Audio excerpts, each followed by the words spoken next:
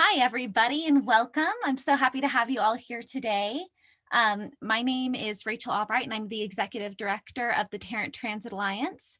And we're really excited to have a presentation that is in alignment with our Glen Park neighborhood tactical urbanism Tactical Urbanism Transit Furniture Design Competition. Today, we are in partnership with the Design Build Institute of America and giving a workshop about how to work collaboratively and give you an understanding of the design build experience. So the Design Build Institute of America is a partner both in this effort, providing workshops, as well as the overall Tactical Urbanism project. And we are really excited to have a few speakers here today with us. So I'm going to remove my spotlight here. We have Hugh Sanford, as well as Sadie Murray. And I'm gonna let you guys turn on your cameras really quickly and just say hello. Hello. Hi, Hugh. Hi, Rachel. And we have Hey, Sadie, good to see you. So we actually had this program pre-recorded during the snowpocalypse that happened last week. And I really want to take a moment to thank both Sadie Murray, Dee Lara, who I believe is on the call as an attendee, as well as Hugh for battling the weather and rolling blackouts and frozen pipes to come together to record this for you all. And so how this is going to work is that we will show that recorded section. If you have questions at any time, there is a button at the bottom of your Zoom screen called Q&A. If you press that, you can actually write your questions in the chat, and we will be able to answer it typing live. And then also after the program, there will be a Q&A section where we will answer questions with our voice.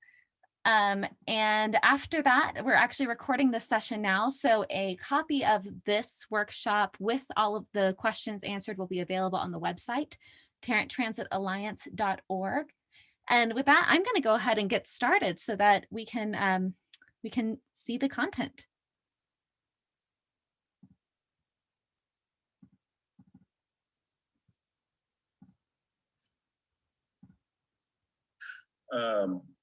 My name is Hugh Sanford. I'm a DBIA. I have been a member of the Design Build Institute of America since 2001.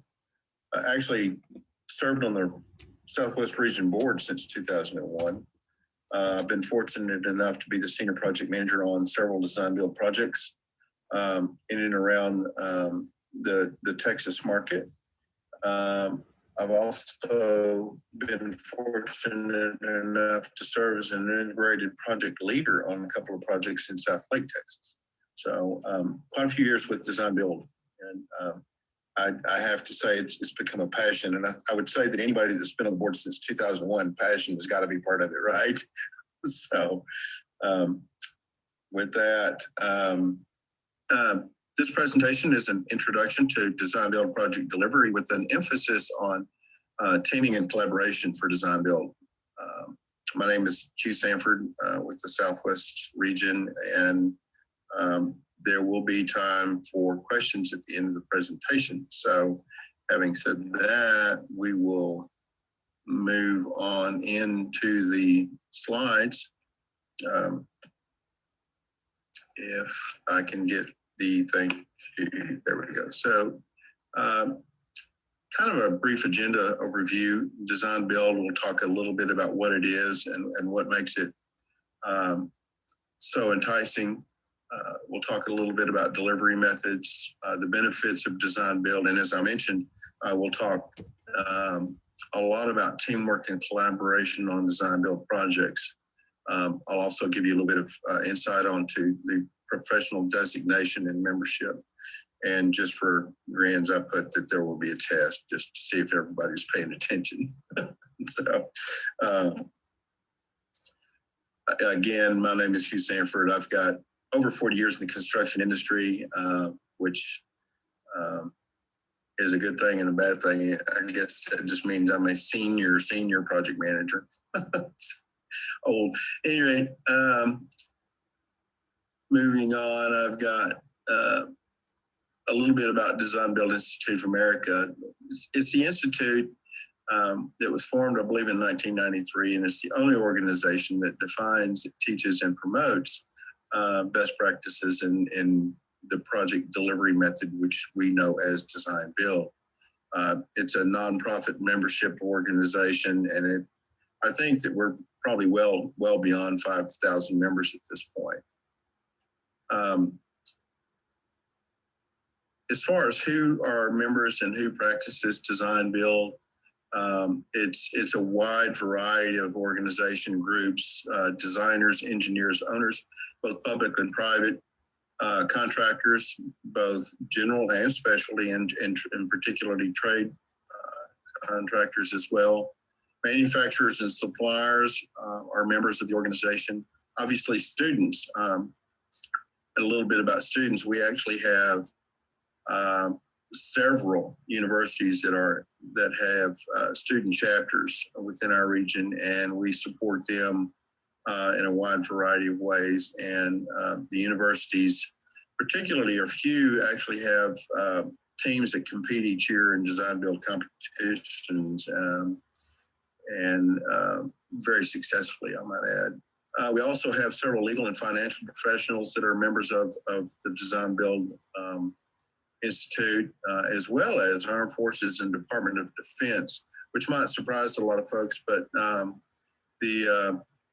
don't know if the big one was the rebuild and the reconstruction of the Pentagon after 9/11 was actually a design build project, which was a huge success.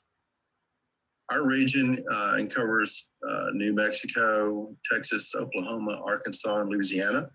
We have active members in every state. And actually, every state in our region has design build legislation that allows design build to be a project delivery method in some shape, form, or fashion. The Southwest region, we have a web page. I'd encourage you to go look at it. We've got a plethora of information on that webpage that also provides references and links to other information, particularly from national and from partners within our board and our membership. And then if you have ever any need to ask me a question or have any questions that come up after you have digested this presentation, please feel free to email or give me a shout. So what is design build? Design build is an integrated delivery project process where, let me give the short answer instead of just reading the screen. Basically, design build is a method, project delivery method that is a single contract between an owner and a design/builder. Well, we'll get into the slides, but basically it is a single contract that bonds a relationship between the owner and a firm that is the design and build firm for the project. It is a single source method for project delivery. One of the unique things is that we'll get into some statistics a little bit later, but it's an extremely successful method. And it was actually used, as far back as I think the 14th century. A lot of your original major projects were all designed and built by the same individuals. So we've just revived that concept. A single entity, which is the design builder, forges a single contract with an owner to provide turnkey solution. It goes from sketch on a napkin to ribbon cutting, all with the same group as a single individual, a single point of contact for the owner, which has just an enormous number of benefits that we're going to get into just a little bit about why that's a plus. Compares to design bid build, which is commonly referred to as the traditional method. This is where the design is an owner hires a designer. The design is started and completed, and issued as a set of contract drawings and plans and specs. And then it is bid to several contractors. The project is normally awarded to the low bidder, and construction can then start. A similar approach to design build is actually construction management or construction management at risk, typically referred to as CM or CMAR. Really a popular method of construction management or project delivery. And it probably gets closest to design build than any other project delivery method that there is. But and again, we'll go into some details. And then there's design build. Since design build was instituted, there have become an enormous amount of tweaking and alterations. In other words, for design build, there's just any one of numerous methods and procedures to get you where you need to go. And again, we'll get into that in a little bit more detail. Project delivery it really establishes when the parties become engaged. So as an example, if you're doing a design bid build, the contractor is not brought on until the plans and specs are complete. And there's a lot of issues with that. Design build actually allows the contractor to become more of an upfront person. So think of it as a team that all have a single focus on a successful outcome for the project. The team, the design builder, all report to the single entity, the owner. And so there's this huge desire to satisfy the owner across the board. And the benefits of a team functioning as a single unit for that owner include improved quality. There's less risk to the owner, meaning the risk is actually shifted from the owner in a traditional procurement delivery method to the design builder. So if the owner hires the architect to design the drawings, and the architect puts together the plans and specs and then issues them for low bid, the owner then warrants everything that is in those plans and specs and says, this is a complete project. And so the contractor bids on what he sees in those plans and specs. If anything is omitted in those drawings, that risk and that additional cost falls to the owner. In a design build job, that risk is assumed then by the design builder. And of course, you can see the enormous value. Design build basically as a general project delivery method shifts all of that risk from the owner to the design builder. This is a huge, huge benefit for those owners that recognize design build as a outstanding project delivery method. We're going to go into some statistics in a little bit, but it is design build has consistently proved to save cost and time and adds value. I'll go into a little bit more about that in just a moment. There's a lot less reduced administration. You're rolling up all of the individual pieces that an owner managed. Normally, an owner will have to contract with architect. They commonly contract with an engineer. They'll have consultants on board, so that the tree has a lot of branches. With a design build, you have a single branch. You have one contact between the owner and the entity that's responsible for design and building of the job. So there's a lot less reduced administration. Another piece of the reduced administration is if you're the designer and the builder on the same job, the requests for information disappear.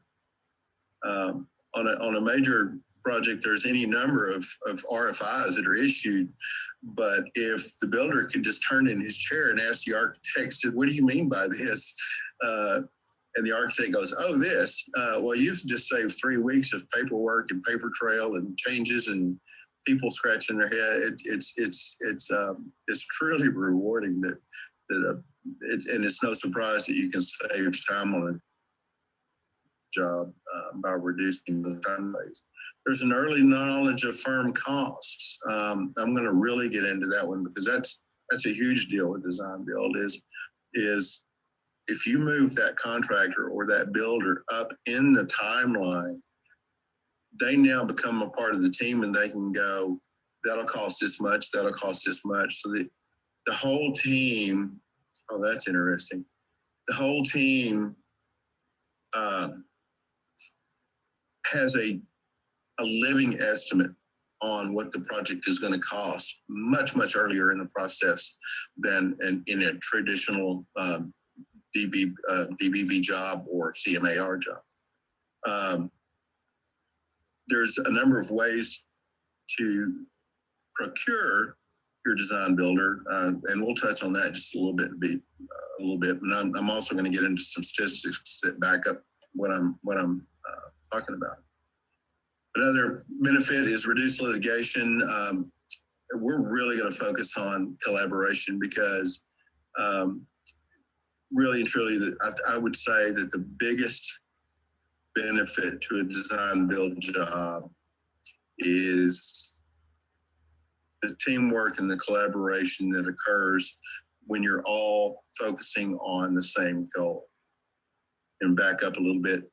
If you're a low bidder on a design build job, as a contractor, you are focused on budget and schedule. So you have that piece, and you're going to fight to conserve that piece. If you're the designer, you're going to be focused on maintaining that design. If you're the engineer, you're going to be focused on another element. Everybody has their own goal, and they're all different, and they're generally adversarial. And we're going to get into that too. But on a design build job, you're all working together for a common goal. You want a successful project. You want a happy owner.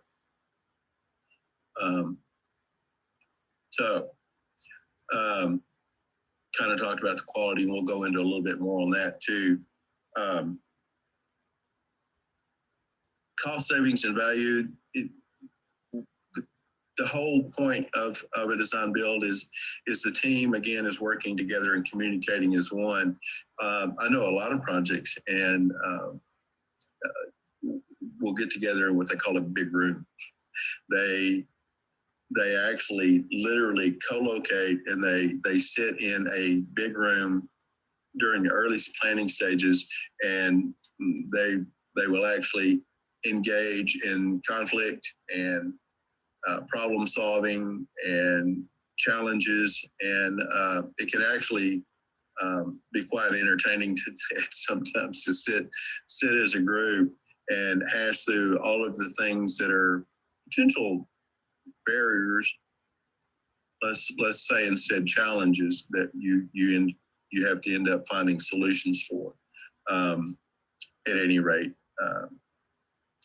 the end result is definitely the project is more thought out, the solutions are thought out, you're working collaboratively, and you wind up with a significantly better project than if you were all in your independent silos focusing on your individual goals, depending on your team role. The other thing, instead of in a traditional job where you actually have the plans and specs are developed before the contractor's on board, the constructability review is then performed. In other words, you get a set of drawings, and the first thing a construction manager will do is a constructability review. Are these plans buildable? Can this be done? What are the challenges to this? That delays the project from being started. So you're looking at doing a constructability review after the drawings are created. In design build, the construction review really kind of goes away because the contractor's sitting there with you, working collaboratively with you and going, yes, we can do this. No, we can't do that. Let's think how we can do what you want design concept wise in a different way. the constructability review is a living thing. In other words, you know it's going to be constructible because you've worked together as a team from day one on the whole project. The other huge benefit, obviously, which I've kind of alluded to, is that design and construction is now overlapped. In a design bid build, remember that the project does not break ground until the plans and specs are complete and the project has been bid. With design bid build, that goes away. You could actually, as soon as the procurement method has been determined and the project delivery method has been selected as design build, very, very, very, very early on in the project, and I'm talking concept drawings and early design development, you can actually break ground. You can actually go out there and start work on a piece of the project that has as, for instance, the most common thing is obviously foundations. But it doesn't have to be. It could be site demo, clearing and grubbing. Basically, though, what you have done is you have completely shifted, and we can be talking months and on certain projects. You can actually shift construction ahead to begin months in advance of what you would normally see in a traditional method.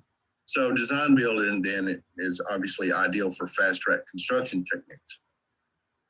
This is just kind of a really easy graphic to show you some of the time savings that you can see in a traditional approach versus design build.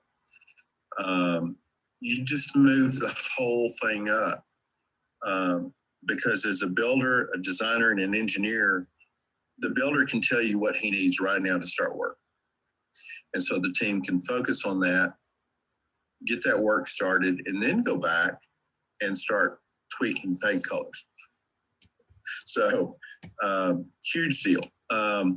So how huge? This has been tracked by several independent agencies. Design bid build is 102% faster than design bid build. That is significant. It is, and while construction management at risk is a very popular method, design build still beats CMAR by 61%.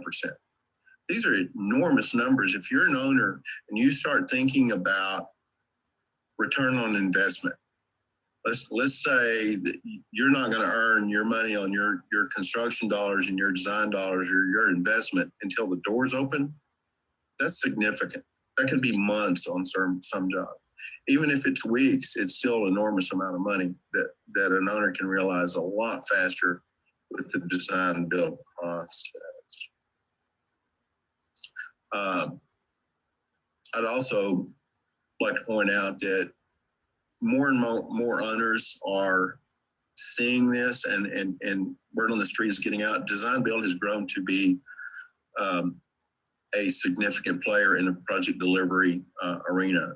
Design build, when it was first introduced, was slow to catch on. Owners were really, I guess, used to the old way, not used to change, resistant to that, because typically the owner-architect bond was extremely strong. The architect was there to look out for the owner's best interests. And so that is really, and I guess one of the common things that you hear is you don't want the fox in the hen house. That paradigm had to be broken, and it was tough for some owners, but those that recognize that have bought into it, and people are seeing the real true statistics. Design build has grown to be 44% of the preferred project delivery methods. So we went from early on from 3 to 5% to now we're about 44%, or almost half of the projects are done in a design build delivery method. So more and more are buying into it. There's some huge owners out there. For example, Corps of Engineers actually is a big one. Texas Highway Department, Texas Health Resources there in Dallas-Fort Worth. Universities across the coast to coast universities prefer design build. A lot of my experiences with Baylor University in Waco. And there's SMU, TCU, and in your market area, all participate and support design build. Moving on with the benefits, there's obviously a lot less arbitration because, again, working as that team, as a collective group for that one owner, you all have the same goal. And I can tell you, I have been on projects that were adversarial, that were in individual, everybody's goals and intents were in the individual silo. And it just made for a very unfavorable atmosphere to perform work to your best abilities. And the difference between that method and working all together to satisfy that owner is just a truly rewarding experience. It is a lot more fun to be on the design build job than anything else because you do respect each other's say-so. I'm getting ahead of the collaboration and the teamwork piece, but it means a lot in the field. Your subs can see it, your owner sees it. Everybody is pulling together, and it's truly a fun project to do. The team is integrated, and there's the term integrated for design build has kind of morphed a little bit over since the original inception. And we can get into a little bit of the weeds, but integrated typically means the group is integrated and you're performing collaboratively toward the same end. Integrated also in design build means that, so there's numerous contract methods with design build. A lot of them are contractor led. The contractor hires the design team, and then the design team hires their consultants, and then they have this design build entity. But there's also companies that have designers in-house. The contractor and the architect get their check from the same company. That's kind of an integrated level to a high degree, and more firms are doing that very successfully. I've already kind of talked a lot about this. Value adding is continuous. If y'all are sitting together in the big room and the architect comes up with a concept that involves this element, and the contractor raises his hand and goes, how are you going to do that? From a feasibility standpoint, there's no crane large enough to do that. And so they sit down and find solutions to overcome that so that that design element can stay in the project. So there's value adding is continuous. To give you an example, I mentioned the Baylor project. We did one for Baylor that was an extremely unique and difficult site. It was on the river, on campus, and the structure was going to be extremely costly. The foundation was going to be extremely expensive. And so as a design builder, we sat down as a team and said, how do we fix this? And so as the builder, we recommended an auger grouted pile system, which was pretty unusual for that area of Texas. We brought in an experienced firm out of Houston. We did some test piles. It determined it would be extremely successful. We saved well over $200,000 to the owner, that particular element on just the foundation alone.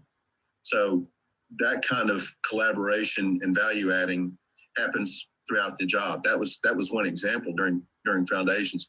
We found numerous opportunities to add value on that project throughout, so that ultimately Baylor was able to actually add square footage, enhance the interior, and still finish the job 2 weeks ahead of schedule. So that's kind of what I mean by that. you optimize means and methods. And again, so you go back to that architect designs an element, and then the team sits down and they tweak that so that you can build it less expensively or faster or both. An example is you take early steel design and you start looking at structural steel members, and the design leads you toward all welded connections, and you go, well, let's talk about means and methods.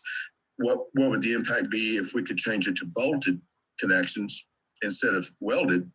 And therefore, the end result in the field is you can build it a lot faster, and it becomes a lot easier to put together with a lot more forgiving tolerances. Those are just some examples on optimization of means and methods.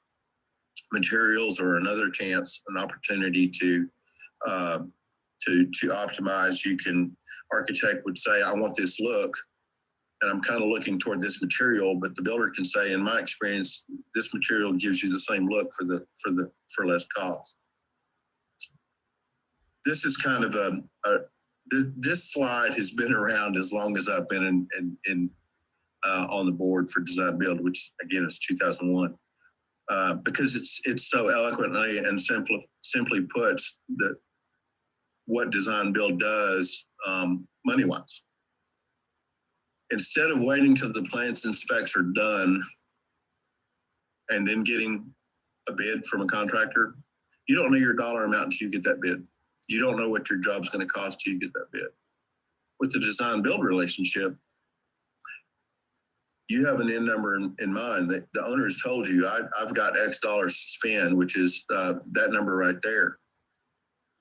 So what the team does is collectively, the architect will put a concept onto the board, and the contractor will say, well, that's going to cost in this range. And so the design tweaks a little bit, and it usually tweaks to below that line.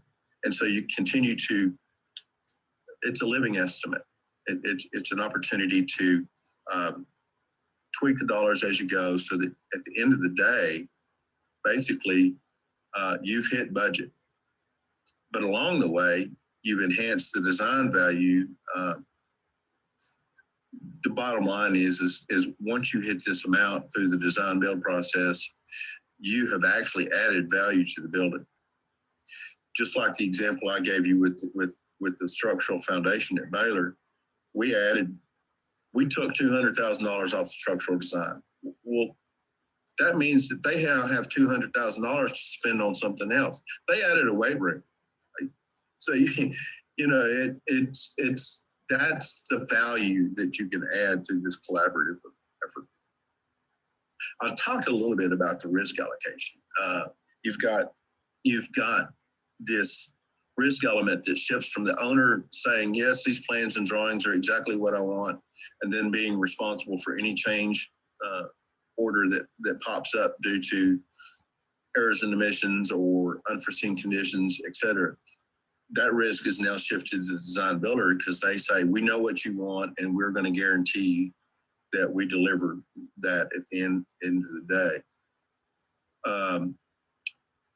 Again, the owner no longer has to be the mediator, the referee between an architect that has their goal and the builder that has his goal, which is, hey, I was low bid. If I want to make money on this job, I got to do this, this, and this. So you bring all of that, you take all of that away, and the owner, therefore, since he's less of a babysitter now, he's significantly happier. You have this single point of accountability. Typically, and here's another term, here's that integration thing.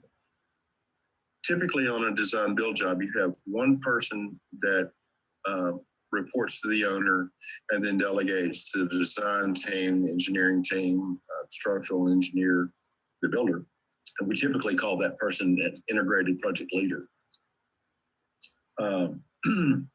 But at any rate, the owner has to make, all he has to do is make one phone call. So some comparisons, which I really kind of have talked a little bit about. Design build is well known. It's been around for as long as there's been construction. And like I said, we had to break that paradigm of the contractor and the architect working together, or the contractor being involved at all with what the budget is. The fear is if I tell you my budget number, you're gonna give me that number, even though it may not have cost that much. But again, that goes away. Basically, we've kind of talked about all of these, but you get the low first cost on a traditional bid build. So the low first cost means, okay, you take the plans and the specs, I bid this number. Anytime they find something that's different, they're going to submit a change order request. So you may have a low bidder, and you may have a job that costs X dollars at day one. At the end of the job, well, I would say never at the end of the job do you not have numerous change orders at the end of the day. And so you get that low first cost, but the chances are, because of that risk allocation on drawing accuracy and field accuracy, that those changes end up hitting anyway.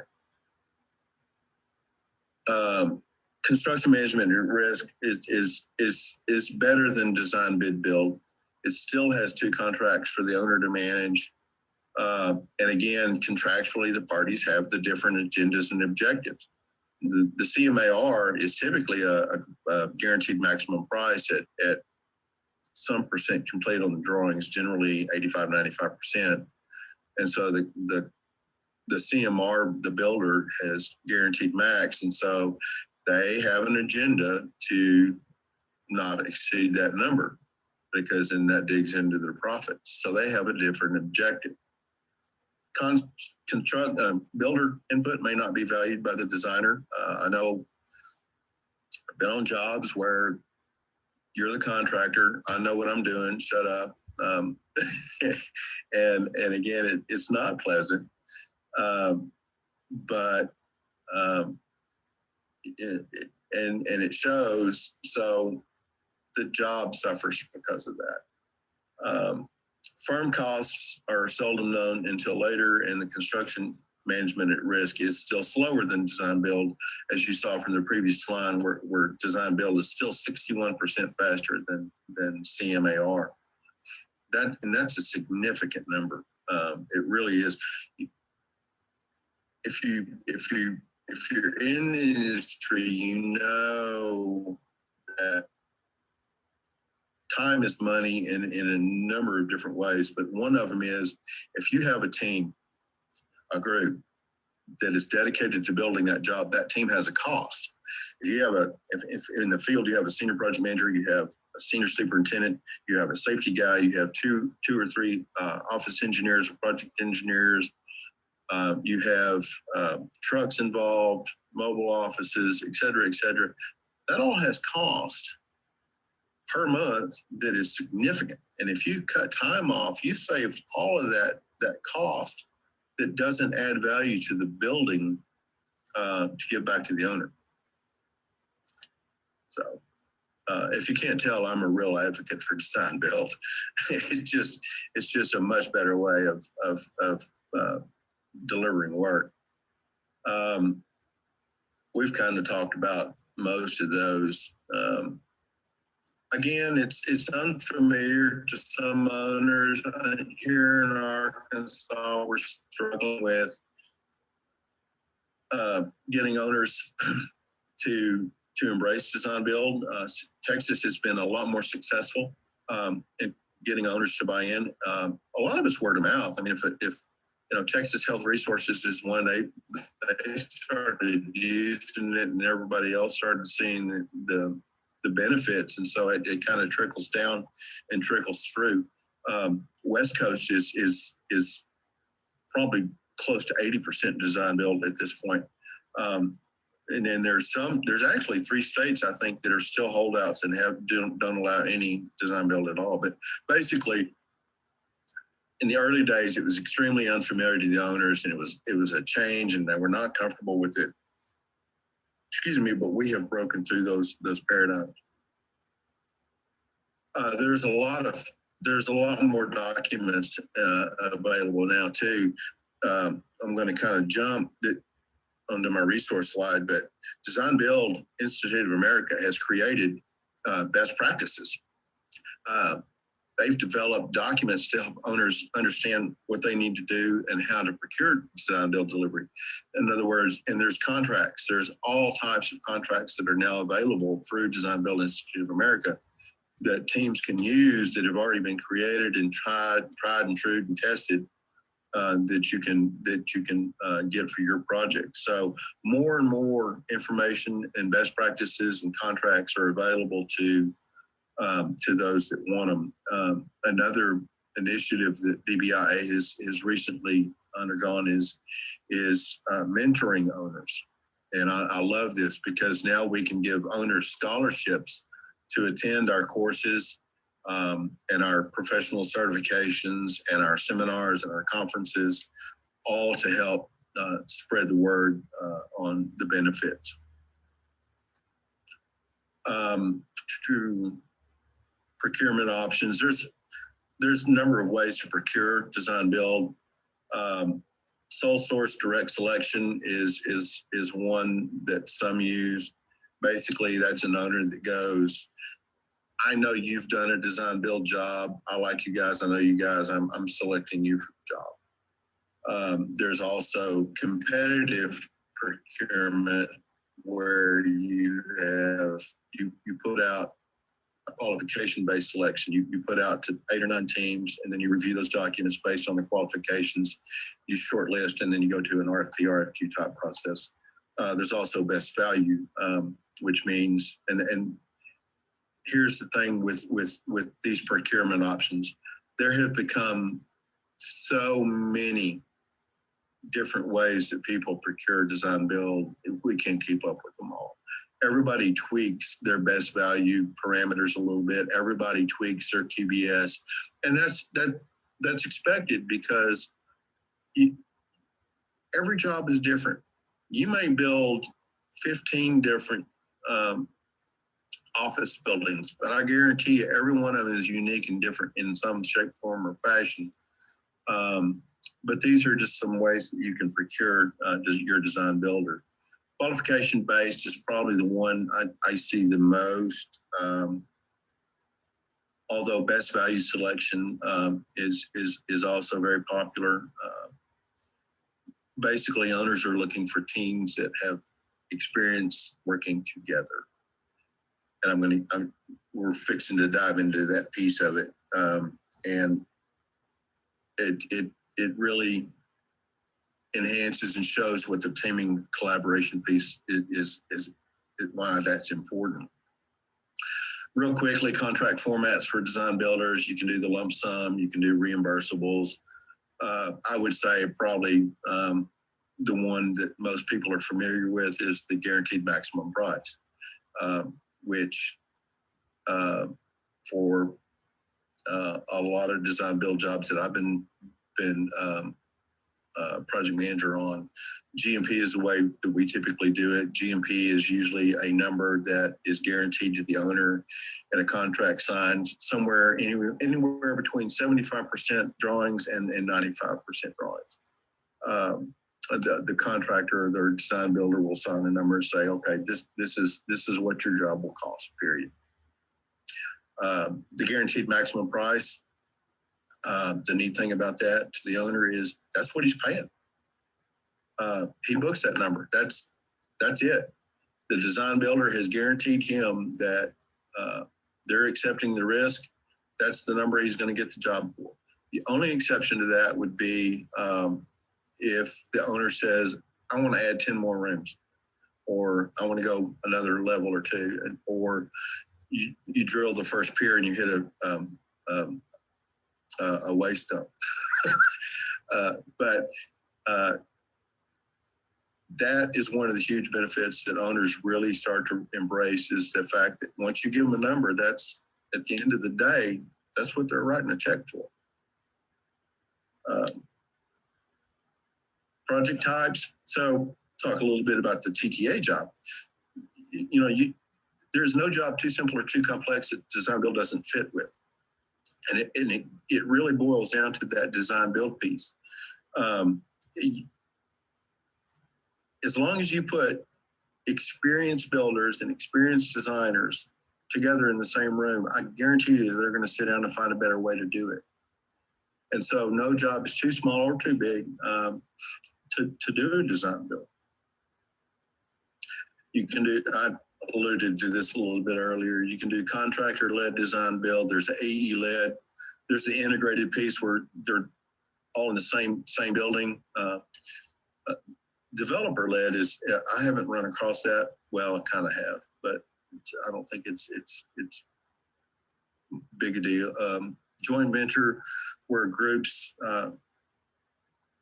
will actually contractually bind themselves in a joint venture to pursue a job that they both have experience in. Universities do this. The controlling entity is the one that really holds the prime contract, and that's this kind of a minor caveat. We could go for days on the variations of design build. There's any number of different variations depending on the job. Here's where we get to the meat, and I've talked about this all through the presentation. You get the right team on the bus and you get the wrong team off. What does that mean? You have to embrace and let loose of your piece of the puzzle. In other words, if you're the designer, you gotta release the hold on the entire project and the outcome. You gotta start working collaboratively with everybody on the team. In other words, you gotta like the contractor. You got to like each other. You got to be of the mentality, and this is really what it means more of. You have to be the mentality that you are a team, you will succeed as a team. If you go into a design build job with individual goals, you're not going to work. It's not going to work. You have to let loose of that. You have to understand that you are all working towards a common goal.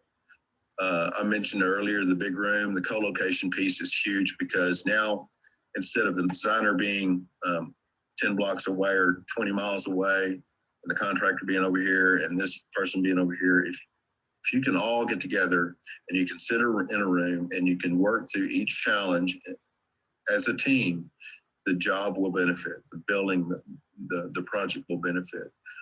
The key word in all of this is trust. You have to trust one another. You have to trust that that contractor is telling you straight up, this will not work. I cannot build this. You have to trust the structural engineer when he says it's got to be this way, it can be no other way.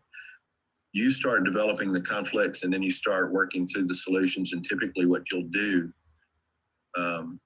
in a lean type approach, much like the Toyota way, is you select, you find several solutions, and then you start tweaking down to the best solution, and then you put that into the project. That's part of the value that goes toward the end into the project. But much like the Baylor example I used, you end up adding value to the building by collaboratively addressing, approaching, and solving problems. You can also, in the better projects, and I haven't mentioned this before, the better projects, subcontractors, major trades, HVAC, structural steel, glazing, electrical, they're design build subcontractors as well. And if you can get them on board earlier, you're going to benefit. The whole project will benefit if you can put the whole team working together. So I saw this from Barbara Jackson, and if you'll hear her name if you get into the design build much, she's a genius. She's been on this since day one. The expectation is for the team to act as one, a single entity. You capture the collective knowledge and the expertise of every multi-discipline perspective in that room. So there's not a challenge on that job that you don't have somebody sitting on the panel that has expertise in how to fix that. Design, bid, build, distrust, adversarial. Each of the key players have competing agendas. Even the contracts are adversarial. They're horrible. On a design, build, bid job, the contracts are just absolutely nightmares. There are some that I actually have not even wanted to sign. They're so bad. You change that. You're all working toward a common goal. This allows for innovation. This team atmosphere allows you to do things that you never thought possible, because you'll start brainstorming an idea and you'll go, hey, what if we did this instead? You'll see innovation through the roof on a design build job. You'll see things happen in a project that you never saw before because you break out of that box. You focus on solutions and you leverage collective knowledge, expertise, and the combined experience of the team. So the key element, the ultimate element, the absolute main ingredient for any design build job is this. You have to know that person across from the table from you is on the same agenda, is on the same goal, with the same common denominator, that you want a happy owner at the end of the day, so you can do more for them. And you want a successful project, because there is nothing more rewarding than cutting the ribbon on a job where everybody is smiling ear to ear. I have never in my life experienced a job where I actually had the owner announce at the ribbon cutting that they could not have done this without the contractor or the design builder. And that is rare. Usually at ribbon cutting, it's all about what happens from that day forward. But I've had owners stand up at ribbon cutting and tout the benefits of the project team and what they were able to accomplish. And that's just an amazing feeling. It's just an amazing feeling. But you have to trust one another. You have to communicate openly about your concerns, your fears. You have to face conflict. You have to disagree with each other every now and then, so that you can uncork those bottlenecks. Engage in passionate dialogue, and again, the big room is always fun. It can get really exciting in a big room when all these people are sharing their insights.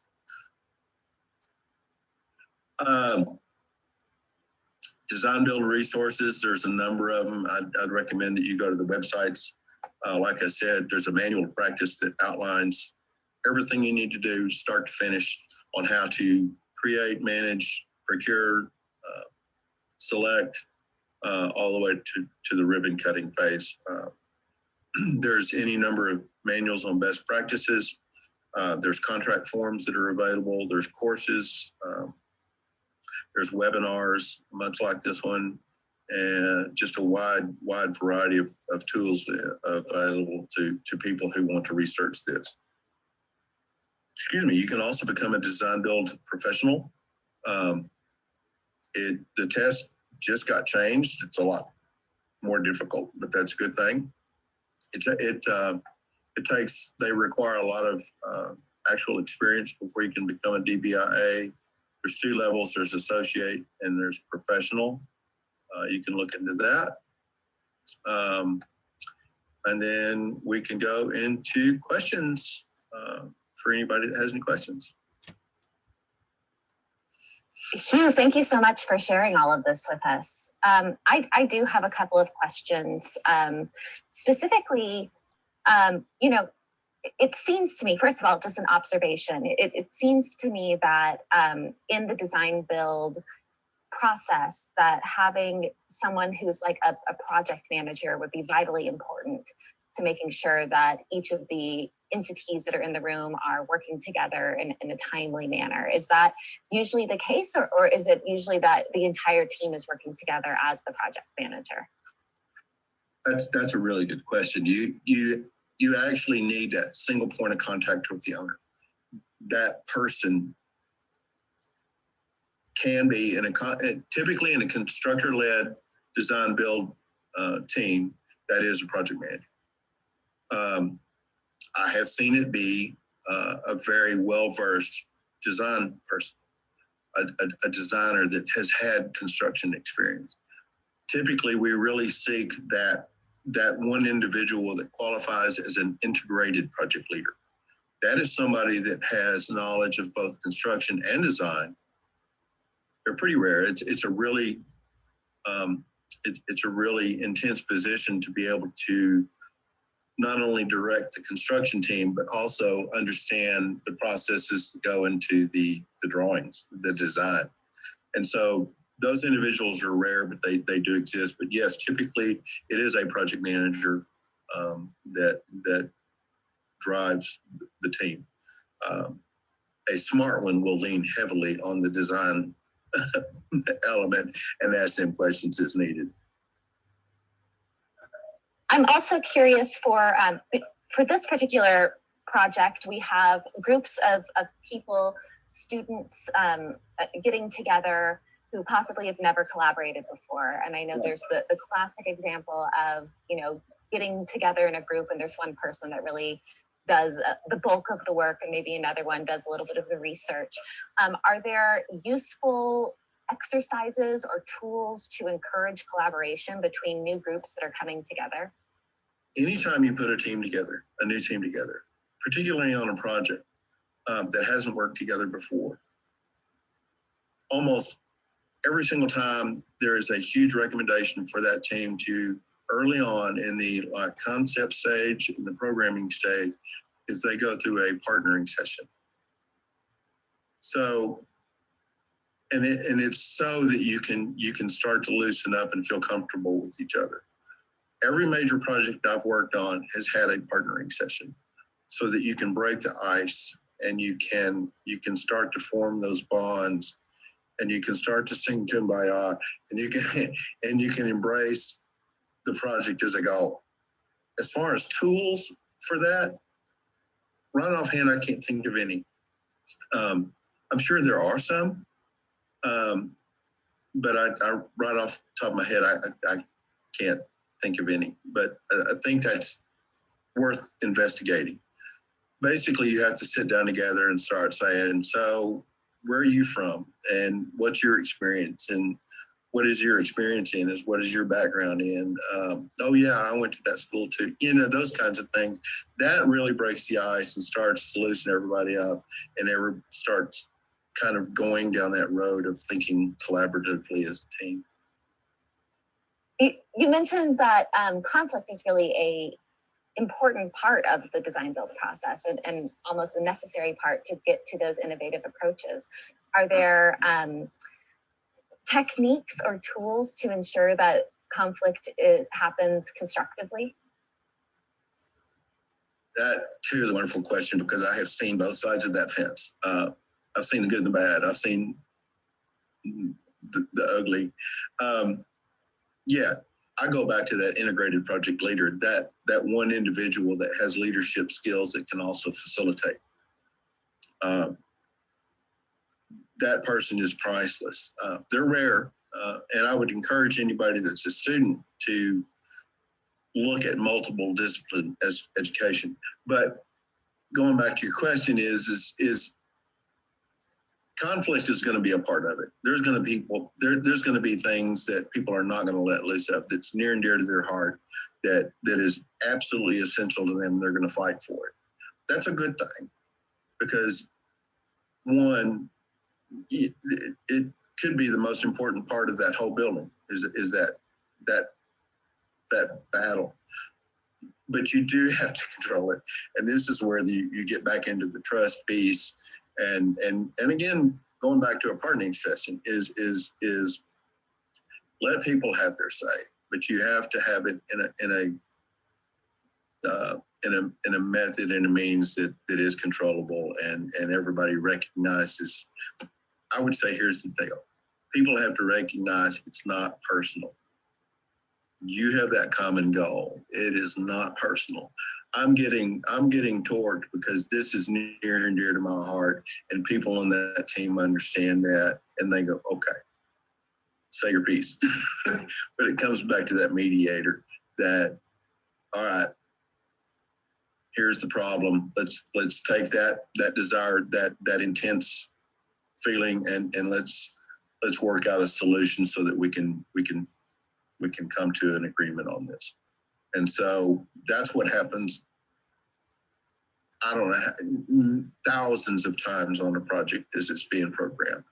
Is that conflict happens, you break it down into, okay, we've got to do this, this, and this, or this, and this is part of the issue, and you go down to that resolution. So yeah, you need a mediator. Referee. You need a referee.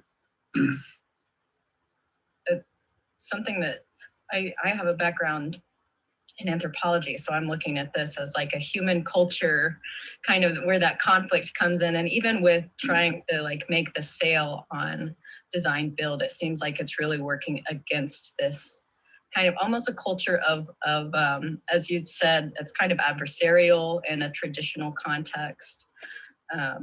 So I mean, you've spoken to it so much. I just think it's, I guess my question is, if anything else comes to mind of those kinds of tools of persuasion, because everything about design build is so, I mean, it just sounds great, right? It sounds amazing, but would you say it is that culture of kind of like conflict and you know, the lack of understanding and communication between designers and builders and architects? Would you say that's one of the main barriers to design build being onboarded? That's a good question. I can tell you, I would answer it shortly as it used to be. And that's because architecture or design, engineering, structural engineering, mechanical engineering, construction, subcontractors has for so long been siloed. You do your piece and you shut up, right? And so each person held on to their piece, and if you didn't do what they wanted, it was bad. It was adversarial. But again, once you have worked on a team where you did not dread going into work or going into that project, it shattered that. And I can tell you, I worked for a company in Dallas who embraced the integrated design build ideology long before it was mainstream in downtown Dallas. And what they did is they put the architects into the same room with the contractors and locked the door and blew the roof off because they had to work through those individual silos and break out of that cage and break that adversarial mold. And what came out of that experiment was one of the most miraculous design build teams, one of the most successful design build teams that I think I've ever seen. But it was a very hard road.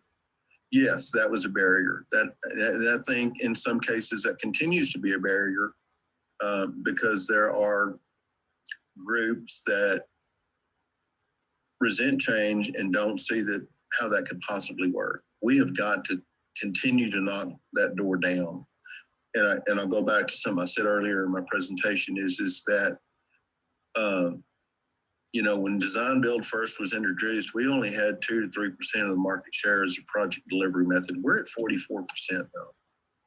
Those doors, those adverse conditions are diminishing. Excuse me, more and more people are seeing the way. So yeah, it was a barrier. It's becoming less of one.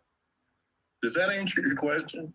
Yeah, absolutely. I'm not familiar with the industry at all. You know, I know architects and I know contractors, and so I just really appreciated hearing this perspective. And it's exciting to know that a collaborative way is becoming soon to be hopefully at the forefront of the industry. Well, and I am too, and it is exciting, and that's why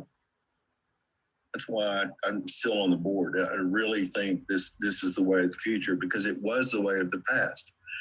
The people that built Westminster Abbey, the architect was the builder. Look at the success of that. That's the way they used to do things. We segmented everything. We made it all adversarial. We gave you a piece of your pie. You do your thing. You shut up. And I'm so glad to see that door being knocked down. Hugh, I have another question for you about the project that we're focused on. Do you have any advice to the bus stop competitors as they're building their teams to what they should be thinking about? Yeah, actually, I put a lot of thought into it, and I wish I was actually there so I could drive by the neighborhood and see what we got to play with. I would encourage them, one, is not box themselves in with any particular mindset, in as much as, okay, so these things have got to be, I don't want to say the word cheap. I would look for sustainable materials. I would look for reusable materials. I would look for ways to simplify all of the components. I would look for those things that people normally wouldn't see, because, you know, this is the way that these look everywhere. This is the way it should look. No, don't do that. That's really and truly for the teams that are doing this. Highly encouraged that you get a builder, a designer, and ideally an engineer, student-wise, or some form of that group dynamic. Anthropologist. Get somebody to think about the built environment in that neighborhood. Think about what you can use, because what material can you use that you can reuse? What material can you use that would be sustainable? What material can you use that's readily available? How would we put this together? You really got to get into the nuts and bolts. You almost have to. It's perfect for a design build, because you need to look at, can we build it? How do we build it? And how do we do it quickly and less expensively? So as far as that team, the recommendation I would make is, don't take your blinders off. Everything's fair game. Any material's fair game. You just think out of the box, be creative. I think you'd have fun with it. I think it's a challenge. I think it's a really unique challenge. I think it's not an easy solution. I think it's a wonderful endeavor. If you stood out in the heat, 100-degree weather, or stood out in the cold waiting for transportation, you know how miserable it can be. I think I would encourage them to sit down and just brainstorm the crap out of this. Come up with some wacky ideas. Structural cardboard. Start really just, throwing some ideas out and just brainstorm the heck out of it. That's my 2 cents. Thank you. Okay, and then one other question from me. Actually, I have 2 others. So have you ever worked with owner groups with multiple stakeholders? And do you have any advice as to how to navigate all of those various entities? Answer is an unequivocal yes.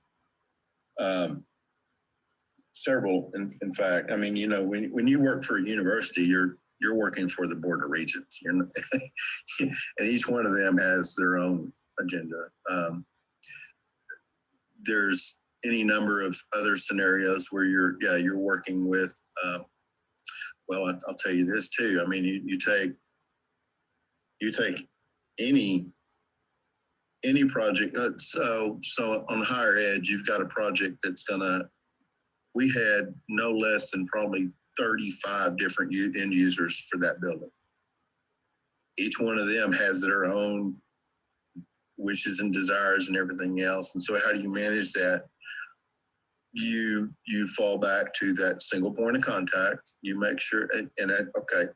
So for that scenario where I had multiple stakeholders, I attended every single meeting. After about 6 months, I was ready to jump off a cliff. But at the end of the day, I knew what the expectations were for each end user. I knew what they wanted. I knew what their vision was. I knew what their agenda was. I knew what they were looking for, and I knew what they were looking for. And by attending every one of those meetings, I mean every one of them, I mean every single one, I was able to incorporate that into the schedule for construction. And when the appropriate time came, I made sure that those individuals were in our construction meetings. We are working on your space now. This is what we are doing, and gave them the opportunity to be involved. I mean, the short word, single word is communication, but it goes back to understanding what their expectations were. So having said that, something else that I omitted in the slide presentation was we do the partnering session, right? Recommend a partnering session. I also highly recommend an expectations meeting so that you sit down those stakeholders and you listen to what they have to tell you about what their expectations are. Our goal was never to meet expectations. Our goal was always to exceed expectations. And that's what made us successful is doing and listening to what their individual needs were. You spend the time up front. And that's another reason why design build is so glorious, is because it gives you the opportunity to do that as a builder and a designer. If you do it the traditional way, that's all gone. You just come in, you build it, and you go home. And so it makes a difference. So. Thank you. Last question for me. I don't know that this for certain, but I can imagine that there are many higher education paths that aren't currently focused on the design build method. It's that you're going to be an architect or an engineer or going into the construction management field. For those students that are interested in pursuing a career in design build, what sort of courses or experience do you recommend that they seek out? I love that question. I really try to stay in touch with my alma mater and make sure that they are at least aware of design build. We do have student chapters. We're trying to do more on the university level. There are two glorious things happening at the university level for students that are interested in design build.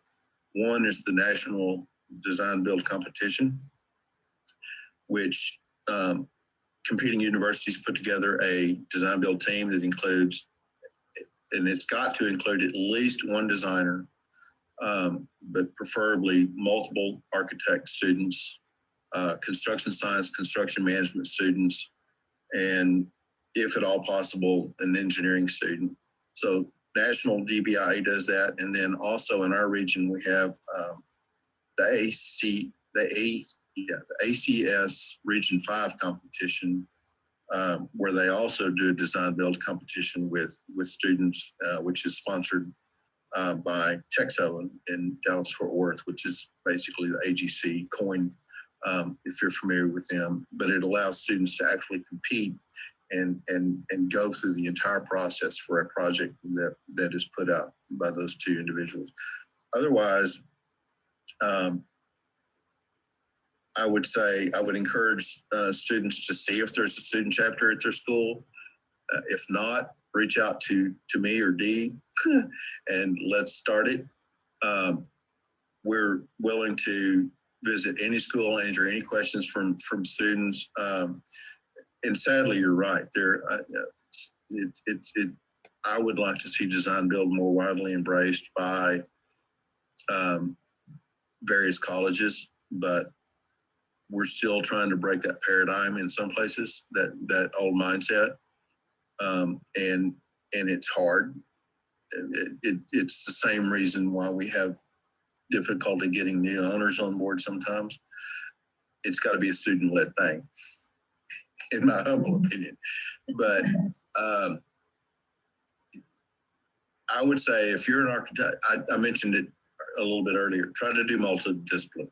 Try to if you're in School of Architecture, try to take 1 or 2 engineering or construction science classes, or vice versa. More and more students are actually coming out with multiple degrees, where you get a minor in architecture and a major in construction science, or vice versa. Those are your future integrated leaders, by the way.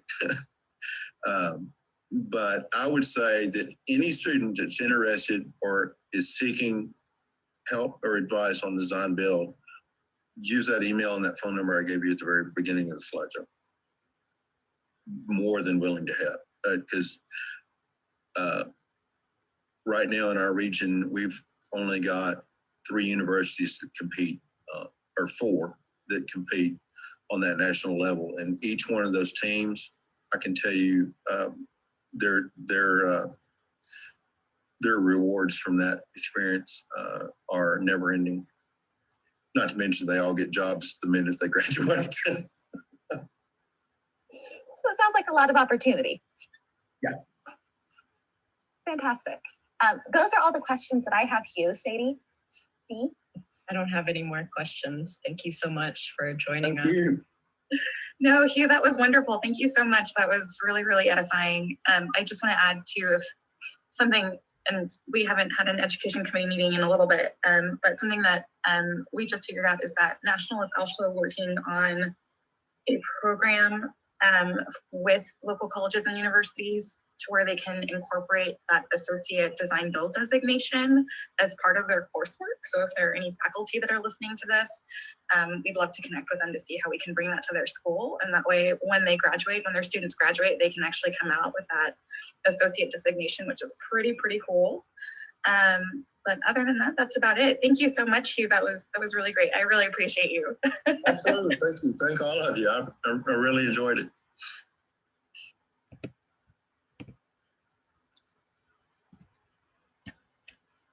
Okay, so I'm here to tell you a little bit about the— 1 second. The video kept going as when I thought I had paused it. So I want to thank Hugh again for joining us for this presentation. Again, this was in partnership with the Design Build Institute of America.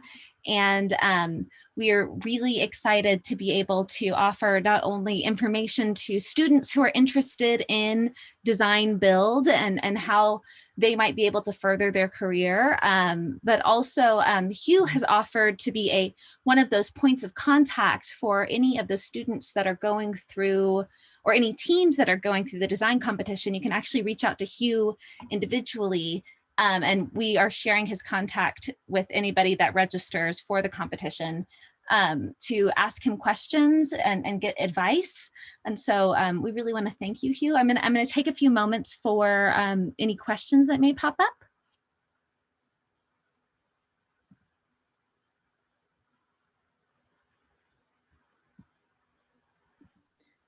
I didn't have a question, but a comment that came to my mind was, it just seems like the design build collaborative process really enhances the integrity of the project overall by just the level of accountability.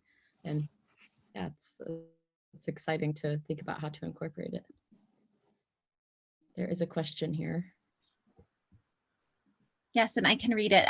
We have a question: who is the owner in this project? That's a really great question to ask. So this is a unique a unique project in that there are a few owners, so there's not a single entity, because this is really a project that is being built for the Glen Park Neighborhood Association. And so they are, they, along with the Tarrant Transit Alliance and a team of volunteers, there are the those that are maintaining these structures once they are built. An additional owner is Trinity Metro, who will actually be integrating these into their bus stops, because the furniture is at the bus stop. They will actually be a part of the ownership structure as well.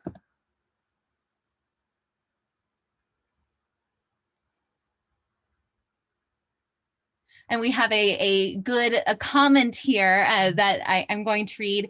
If you're interested in the competition, please be sure to ride the bus and other public forms of transportation.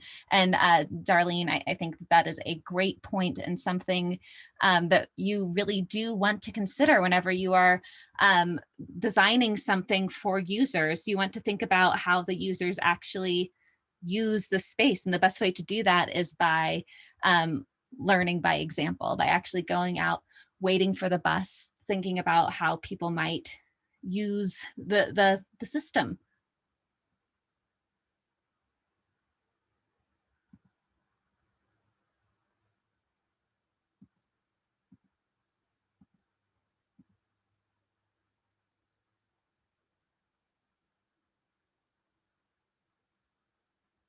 Okay, well, I am going to go ahead and thank Hugh one more time for joining us today and offering all of this wonderful advice about and information about the design build industry and how it's a little bit different than just being a pure contractor or pure architect. I think that this will be great information for all of the students as they engage with this project. And thank you. Thank you so much. My pleasure. Before we go, one more thing I want to say is that we have one more workshop that is associated with this competition that's happening tomorrow on Saturday, the 27th at 1 p.m. So we hope that you'll be able to attend that. You can find more information about this at our website, tarrantransitalliance.org, as well as recordings from the first two workshops. We also want to let you know that registration will close for this competition on Monday. So if you are interested, go ahead and sign up your team. That this registration, we just need to know the point of contact information for that registration to go through. And all of those designs will be due on March 15th. So you have a little bit of time between registration and the actual due date to design your urban furniture. Thank you all so much for your time, and I hope you have a great night.